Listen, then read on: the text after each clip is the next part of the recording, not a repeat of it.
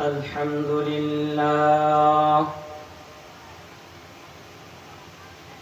الحمد لله نحمده ونستعينه ونستغفره ونؤمن به ونتوكل عليه ونعوذ بالله من شرور أنفسنا ومن سيئات أعمالنا ونشهد أن لا إله إلا الله وحده لا شريك له أرسله الله تعالى بالحق بشيرا ونذيرا وداعيا إلى الله بإذنه وسراجا منيرا وقال الله تبارك وتعالى في كلامه المجيد وفي فرقانه الحميد أعوذ بالله من الشيطان الرجيم بسم الله الرحمن الرحيم يا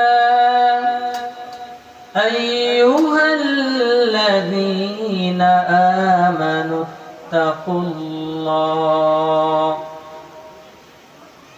حق تقاته ولا تموتن إلا وأنتم مسلمون وقال النبي صلى الله عليه وسلم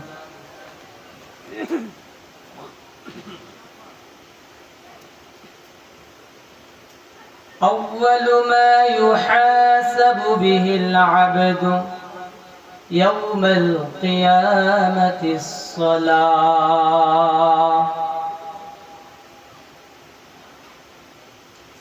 اللهم صل على سيدنا ونبينا وشفيعنا وحبيبنا ومولانا محمدا عبد الله ورسوله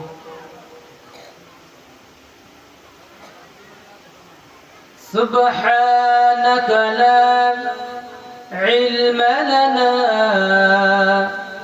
إلا ما علمتنا إنك أنت العليم الحكيم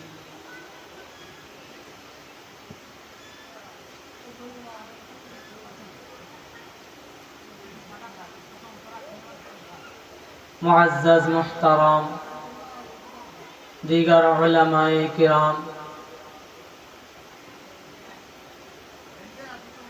মাইকের আওয়াজ যত দূর পৌঁছাচ্ছে তত দূর পর্যন্ত সম্মানিতা শিক্ষিতা পর্দাশীলা মা ও বোনেরা সকলের প্রতি সালাম আসসালামু আলাইকুম ওয়া রাহমাতুল্লাহি ওয়া বারাকাতুহু নুরুল উলুম একাডেমি ও মহিলা মাদ্রাসা বড়চন্দ্রাইল ধামরাই ঢাকা এর উদ্যোগে বার্ষিক ওয়াজ ও মাহফিলের আজকের এই সম্মানিত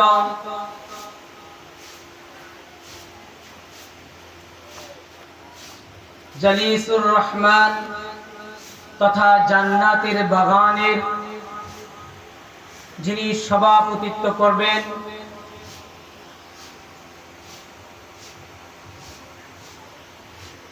বিভিন্ন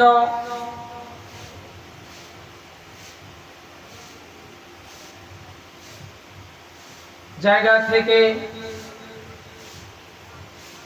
অনেক উঁচু মাপের একজন পীরে কামেল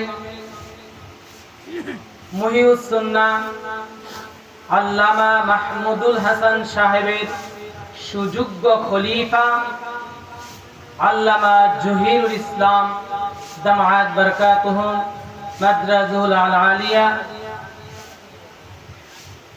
নওয়ারাল্লাহু মারকাদাহু আজকে এই প্রোগ্রামের প্রধান বক্তা হিসেবে যিনি থাকবেন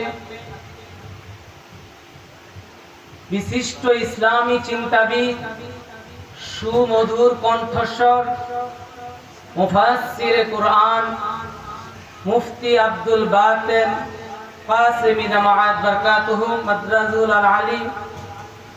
আমরা জানি উনি খুব ভালো তাকরীর করেন, খুব ভালো ওয়াজ করেন এবং খুব ভালো আমলি ওয়াজ করেন। এজন্য আমরা কেউ বসে থাকবো না, আমরা কেউ ঘরের ভিতরে থাকবো না, সকলেই আমরা জালিসুর রহমান তথা জান্নাতের বাগানে আমরা সকলেই চলে আসি ইনশাআল্লাহ।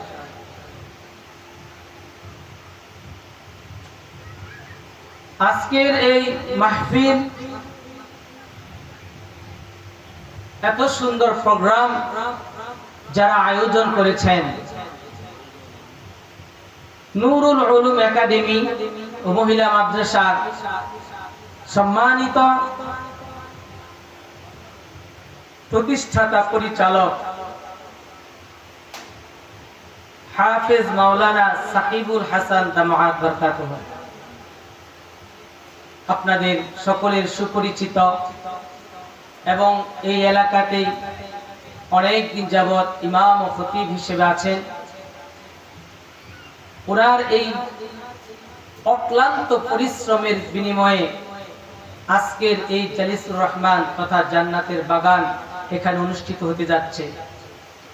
এই বরকত শুধু খালি উনি পাবে না, এই এলাকার প্রত্যেকটা মানুষ, এই এলাকার প্রত্যেকটা মা বোনেরা সকলের প্রতি কিন্তু আল্লাহ তাআলা আজকের যে রহমত বরকত এই জালিসুর রহমানের কারণে আল্লাহর পক্ষ থেকে আসবে, সাকিনা নাজিল হবে, এইটা কিন্তু প্রত্যেকটা মানুষের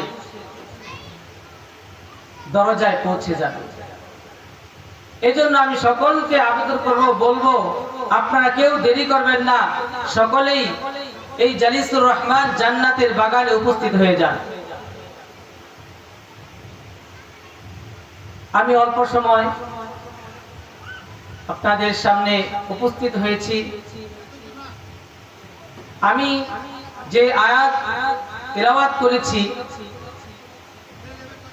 আল্লাহ তাআলা যদি তৌফিক ইনায়াত করেন তাহলে এই আয়াতের উপরে অল্প কিছুক্ষণ সময় আমি কথা রাখবো।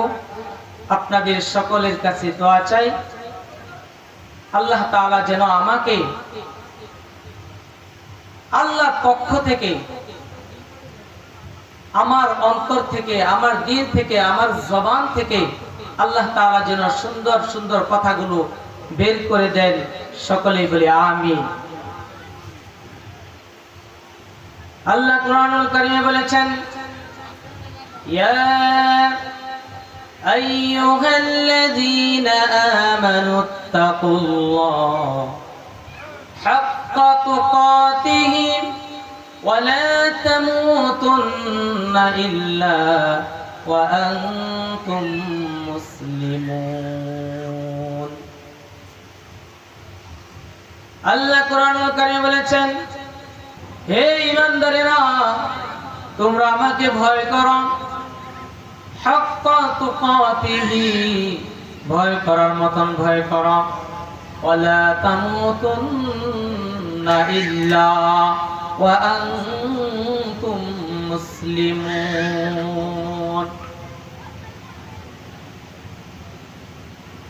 ওয়ালা তামুতুন্না,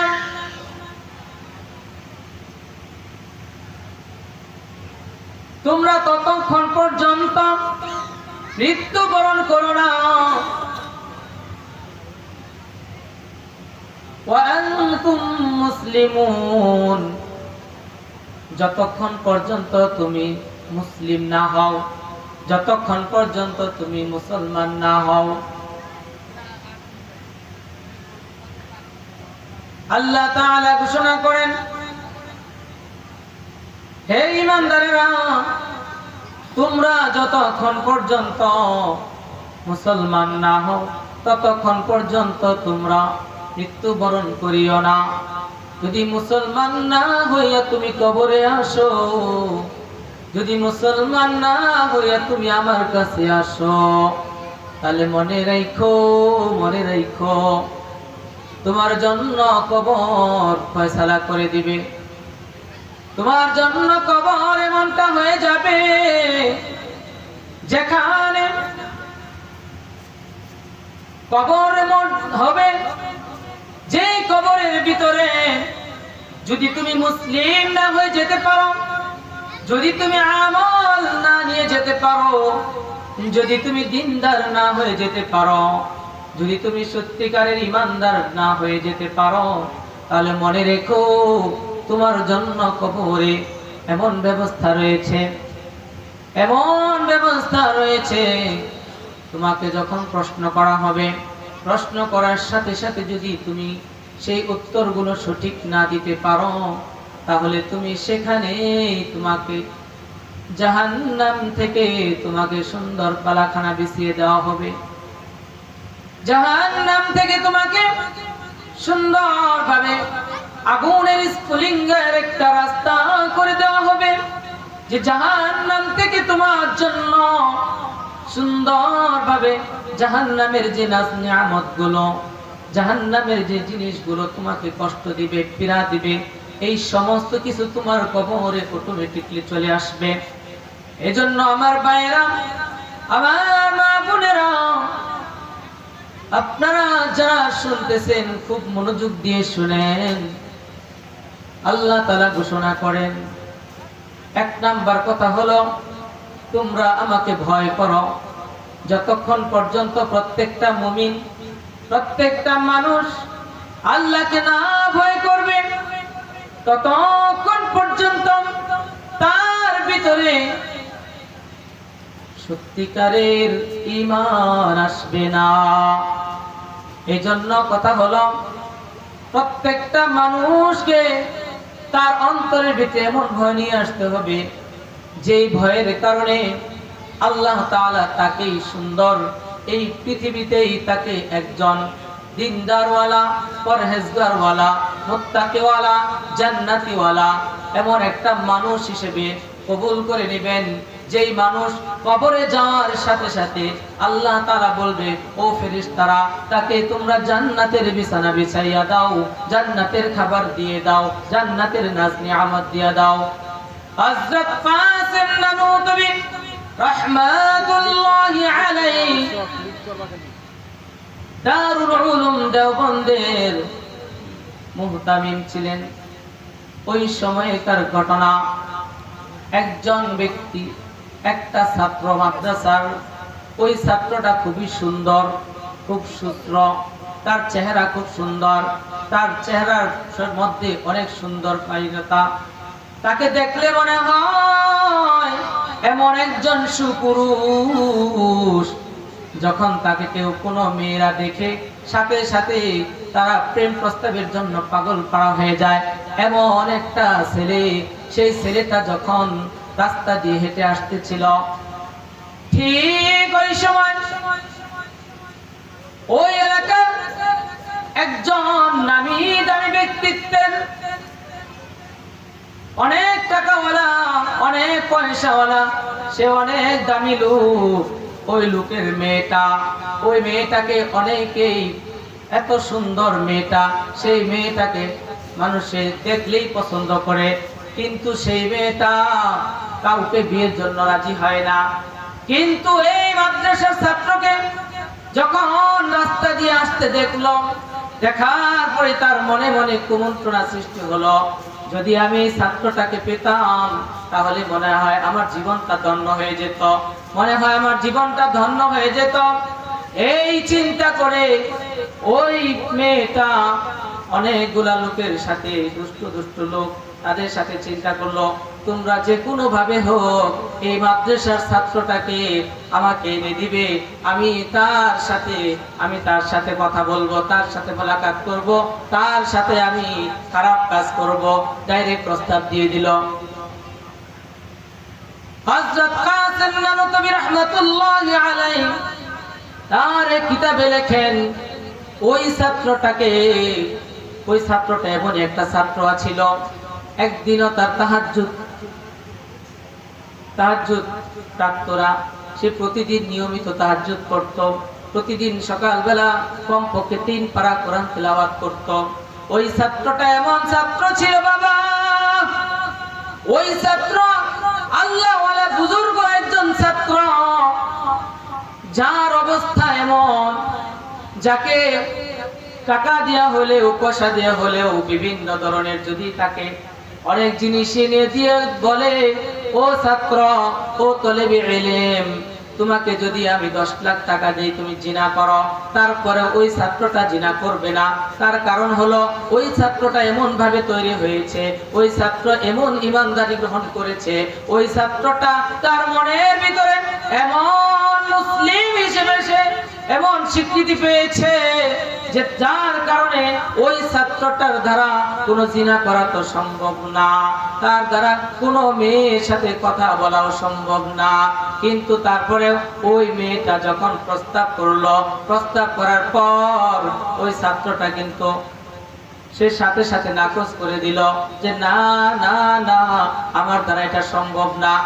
কিন্তু তারপরেও দেখেন ওই তলিবে ইলম, ওই ছাত্রটা, সে কত বড় বুজুর্গ, সে কত বড় আল্লাহওয়ালা, সে কত বড় দিনদার পরহেজগার মুত্তাকি।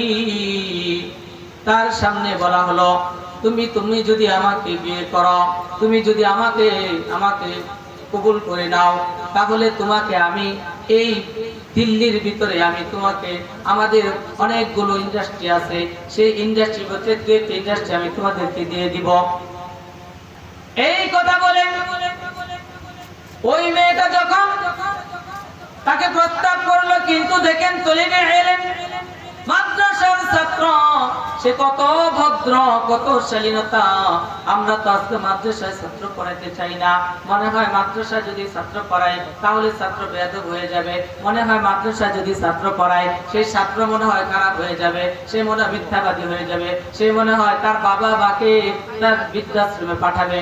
না না না, এমন কোন নজির নাই, বরঞ্চ এটাই দেখা যায় মাদ্রাসাতে যদি একটা ছাত্রী আপনি পড়ান তো দেখা যায় বেশিরভাগ এই ছাত্র ছাত্রীগুলো আল্লাহওয়ালা হয়ে যায়, দিনদার হয়ে যায়, পরহেজগার মুত্তাকি হয়ে যায়। এই ছাত্র দ্বারা কোনো বাবা মাকে বৃদ্ধাশ্রমে পাঠানো সম্ভব না, এই ছাত্র দ্বারা কোনো মা বাবা মাকে অপমান করা সম্ভব না, এই ছাত্র দ্বারা কোনো মা বাবাকে খুন করা সম্ভব না। কিন্তু এখন কিন্তু অন্য লেভেলে লেখাপড়া কইরা বিশাল বড় ডক্টর ইঞ্জিনিয়ার হইয়া, বিশাল বড় ইঞ্জিনিয়ার হইয়া দেখা যায় বিভিন্ন জায়গায় সে বড় বড় লেভেলে থেকেও কিন্তু তারপরেও তার বাপ মা তার আত্মীয় স্বজন তার জিনিসকে কিন্তু সে বিভিন্ন জায়গায় বিভিন্ন ভাবে বিভিন্ন অন্যায় অশ্লীল ভাবে তাকে মেরে একবারে কুচকাচ করে দিতেছে, কিন্তু মাদ্রাসার ছাত্র দ্বারা কিন্তু এটা পাওয়া যায় না। এই জন্য মা বাবা আপনাদেরকে বলবো, আপনারা প্রত্যেকেই আপনাদের সন্তানদেরকে মাদ্রাসায় পাঠান, তাদেরকে আল্লাহওয়ালা বানান, দিনদার বানান, পরহেজগার বানান, মুত্তাকি বানান। বলতেছিলাম যে এই ছাত্রের ঘটনাটা দেখেন, ওই ছাত্র কত বড় আল্লাহওয়ালা, শেষ পর্যন্ত ওই মেয়েটা দুষ্কৃতী মেয়ে, শয়তান মেয়ে, একটা নষ্টা মেয়ে, ওই মেয়েটা যখন কয়েকটা যুবকের সাথে মিলমিশ করে বলল, তোমরা যদি ওই মাদ্রাসার ছাত্রকে আমার ঘরের ভিতরে এনে দিতে পারো তাহলে আমি তোমাদেরকে অনেক অনেক টাকা দিব, কিন্তু আমাকে এনে দিতে হবে। যা কথা ঠিক তাই, ওই ছাত্রকে তারা ওই ছেলেরা সুন্দরভাবে যে বলল, হুজুর আপনার আমাদের বাসায় দাওয়াত, আমাদের বাসায় আপনাকে যেতে হবে, দুপুরে আজ খেতে হবে। এই কথা বলে ওই ছাত্রটাকে বাসায় নিয়ে আসলো। বাসায় নিয়ে এসে ওই বাসায় রেখে তারপরে যখন ওই লোকগুলো চলে গেল, শুধু ওই মেয়েটা ওই বাসায় রইল। ওই মেয়েটা বাসার ঘরের দরজা জানালা সব কিছু আটকে দিল, যেমন ভাবে হযরত ইউসুফ আলাইহিস সালাতু ওয়াস সালামকে বিবি জুলাইখা যেরকম ভাবে তার বড় বিশাল বিল্ডিং এর উপরে 7 তলার উপরে যখন ইউসুফ আলাইহিস সালাতু ওয়াস সালামকে আটকাইয়া প্রত্যেকটা রুমের জানালাগুলো আটকাই দিলেন, দরজাগুলো আটকাই দিলেন, আর বললেন, হে ইউসুফ তুমি তো আমার কাছে লালিত হয়েছ, তুমি আমার কাছে এসেছ, তোমাকে আমার জন্য দেওয়া হয়েছে, আজকে আমি তোমার সাথে আমি জিনা করতে চাই। এই কথা বলার পর হযরত ইউসুফ আলাইহিস সালাতু ওয়াস সালাম বললেন, ক্বালা মাআযাল্লাহ, হে জুলাইখা তোমার ভিতরে তো ভয় নাই, তোমার ভিতরে তো আল্লাহ ভয় নাই, তোমার ভিতরে তো ঈমান নাই, তুমি তো জানো না। কিন্তু আমি তো এমন একজনকে ভয় করি, আমি এমন একজনকে ভয় করি যার ভয়ের কারণে আমি আমার এই অবস্থাটাকে, এই শরীরটাকে, এই আখলাকটাকে, এই চরিত্রটাকে আমি নষ্ট করতে পারি না। কারণ আমি যদি নষ্ট করি, আমি যদি তোমাকে দেই তাহলে ওই আল্লাহ তাআলা আমাকে ক্ষমা করবে না। ঠিক এরকম পরিস্থিতি ওই ছেলেটার, ওই ছাত্রটাকে যখন ঘরে ঢুকানো হলো, ঢুকানোর পর যখন দরজা আটকে দিল, যখন জানালাগুলো আটকে দিল, তখন ওই ছাত্রটা ডাক দিয়ে বলল, ও মেয়ে তুমি আমার সাথে কি করতে চাইতেছো, তুমি সত্যিকার ভাবে বলো। তখন ওই মেয়েটা বলল, আমি তোমাকে প্রস্তাব দিয়েছিলাম আমি বিবাহ বসবো, কিন্তু তুমি সেই প্রস্তাবে রাজি হলে না, কিন্তু দেখো তোমার বিবাহ করো বা না করো, কিন্তু আজকে আমি তোমার সাথে জিনা করব। এই কথা বলে যখন ওই মেয়েটা তার সামনের দিকে অগ্রসর হলো, তখন ওই ছাত্রটা ডাক দিয়ে বলেন, ও দুষ্কৃতী মহিলা শোনো, তুমি তো জানো না আমার উপরে এমন একজন রব আছে, আমার উপরে এমন একজন আল্লাহ আছে, আমার উপরে এমন একজন পালন কর্তা আছে যাকে আমি ভয় করি, সে যদি আমাকে আজকে যদি আমি তোমার সাথে এখানে জিনা করি, আজকে কেউ দেখবে না, দুনিয়ার কোনো মানুষ দেখবে না, কোনো পশু পাখি দেখবে না, কেউ দেখবে না ঘরের ভিতরে, কিন্তু মনে রাখো এখানে এমন একজন দেখতেছে যিনি আমার রব, তোমার রব, সারা বিশ্বের রব, যিনি तमाम দুনিয়া সৃষ্টি করেছে, যিনি तमाम দুনিয়া সৃষ্টি করনে ওয়ালা জাত, ওই আল্লাহ তাআলা আমাকে ছাড় দিবে না। অতএব তুমি যদি আমাকে আমার সাথে করতে চাও তাহলে শোনো, আমি বাথরুমে যাব, বাথরুম থেকে আসি, যদি বাথরুম থেকে আসার পরে তোমার মনে চায় তুমি আমার সাথে করো। এই কথা বলে দেখেন ওই তলিবে ইলমটার কত তার ইলমের পাওয়ার, কত তার ঈমানের পাওয়ার, কত তার আখলুসিয়াতের পাওয়ার, কত তার আখলাকের পাওয়ার। ঠিক এই সময় এমন একটা সময় একটা সুন্দরী রমণী যদি ঘর আটকে যে কোনো ছাত্রকে যদি বলে তাহলে অবশ্যই দেখবেন সে জিনা করে ফেলবে, যে কোনো মানুষ জিনা করে ফেলবে। কিন্তু ওই লোকটার ভিতরে, ওই তলিবে ইলমটার ভিতরে, ওই ছাত্রর ভিতরে এমন একটা সুন্দর যখন সে আল্লাহকে ভয় করেছে, এই ভয় করার কারণে সে কি করলো, বাথরুমে যাইয়া সে বাথরুমের নাপাকি, যে নাপাকি গুলা পুরা শরীরে মেখে গন্ধ হইয়া তারপর তার সামনে আসলো। সামনে আসার পর যখন দেখলো তার শরীর গন্ধ, তার শরীর পচা, তার শরীর গান্দা, তখন আর ওই মেয়েটা সামনে আসলো না। আর আল্লাহর কাছে এটা এমন ভাবে কবুল হয়ে গেল, আল্লাহ তাআলা তামাম এত সুন্দর বিশাল বড় মাদ্রাসা দারুল উলুম দেওবন্দ, সেই দেওবন্দের ভিতরে এরকম সুন্দর ভাবে জানিয়ে দিল যে দেওবন্দের ভিতরে যখন এই ছাত্রটা এরকম নাপাকি অবস্থায় ঢুকলো, ঢোকার সাথে সাথে মনে হইলো যে মেশক আম্বরের গ্রান, এত সুন্দর গ্রান বলে একটা ছাত্র আসতেছে। সুবহানাল্লাহ কইবেন না? আল্লাহু আকবার। এত সুন্দর, এই জন্য আল্লাহ তাআলা বলছে ওয়ালা তামুতুন্না ইল্লা ওয়া আনতুম মুসলিমুন। দেখেন মুসলিম হইতে গেলে কত সুন্দর আখলাক করতে হয়, কত সুন্দর চরিত্র বানাইতে হয়, কত সুন্দর তার জীবনটাকে গড়ে নিতে হয়। আল্লাহ তাআলা আমাদের সকলকে যেন এত সুন্দর জীবন গড়ার তৌফিক দান করে, সকলেই বলে আমিন। আল্লাহ তাআলা আমাদেরকে সকলকে যেন সত্যিকারের মুসলিম হয়ে যেন মৃত্যুবরণ করার তৌফিক দান করেন, সকলেই বলে আমিন। ওয়া আখিরু দাওয়ানা আনিল হামদুলিল্লাহি রাব্বিল আলামিন। আসসালামু আলাইকুম ওয়া রাহমাতুল্লাহি ওয়া বারাকাতুহু।